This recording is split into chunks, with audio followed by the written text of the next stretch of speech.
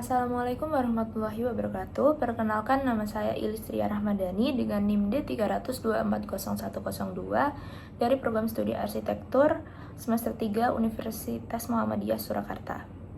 Pada video ini saya akan mempresentasikan artikel saya yang berjudul Pendekatan Arsitektur Berkelanjutan dalam Perancangan Bangunan Publik di Indonesia. Artikel ini membahas pentingnya penerapan arsitektur berkelanjutan pada bangunan publik di Indonesia melalui metode kajian literatur sistematis.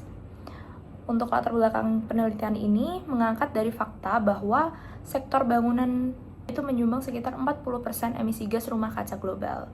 Indonesia sebagai negara tropis sangat rentan terhadap dampak perubahan iklim seperti peningkatan suhu dan bencana alam.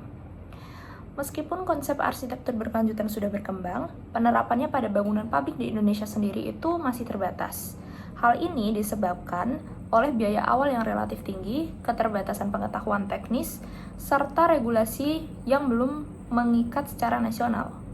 Oleh karena itu, kajian ini penting untuk melihat bagaimana konsep arsitektur berkelanjutan diterapkan, tantangan yang dihadapi, serta peluang pengembangannya di Indonesia sendiri. Tujuan dari artikel ini adalah untuk mengidentifikasi konsep utama arsitektur berkelanjutan, strategi desain yang efektif, serta tantangan dan peluang penerapannya pada bangunan publik di Indonesia sendiri, khususnya dalam konteks iklim tropis. Selanjutnya, untuk metode penelitian, artikel ini menggunakan metode systematic literature review.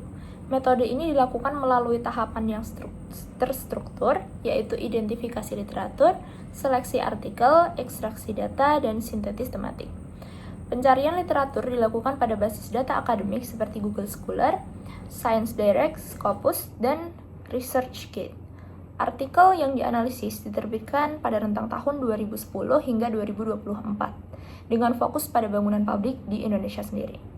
Kriteria inklusi meliputi relevansi dengan arsitektur berkelanjutan dan ketersediaan akses penuh, sedangkan artikel yang tidak peer-reviewed atau tidak sesuai konteks Indonesia dieliminasi. Data yang terkumpul kemudian dianalisis secara tematik untuk mengidentifikasi prinsip, strategi desain, tantangan, dan rekomendasi.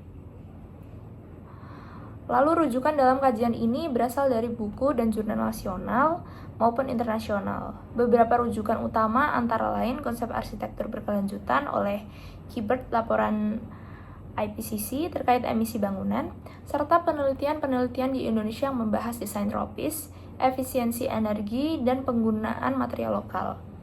Dari perbandingan berbagai literatur tersebut, terlihat bahwa negara tropis seperti Indonesia lebih menekankan pendekatan desain pasif dibandingkan teknologi berbiaya tinggi. Selanjutnya, untuk hasil dan pembahasan. Hasil kajian menunjukkan bahwa arsitektur berkelanjutan di Indonesia sangat bergantung pada desain tropis, seperti ventilasi alami dan pencahayaan alami.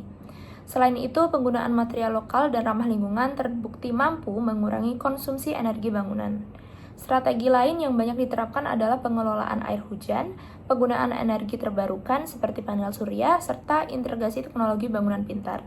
Namun, implementasinya masih menghadapi berbagai tantangan, terutama biaya awal yang tinggi, keterbatasan sumber daya manusia, dan lemahnya regulasi nasional. Meskipun demikian, terdapat peluang besar melalui dukungan pemerintah, inovasi, teknologi, serta kolaborasi lintas sektor. Selanjutnya, untuk kesimpulan. Sebagai kesimpulan, kajian ini menegaskan bahwa arsitektur berkelanjutan merupakan kebutuhan penting dalam pengembangan bangunan publik di Indonesia. Prinsip desain pasif, tropis, dan efisiensi energi terbukti efektif, namun perlu didukung oleh regulasi yang lebih kuat, edukasi bagi praktisi, serta insentif ekonomi, dan dengan kolaborasi antara pemerintah, akademisi, dan sektor swasta, arsitektur berkelanjutan berpotensi menjadi standar pembangunan di Indonesia. Demikian presentasi artikel yang bisa saya sampaikan. Kurang lebihnya mohon maaf. Wassalamualaikum warahmatullahi wabarakatuh.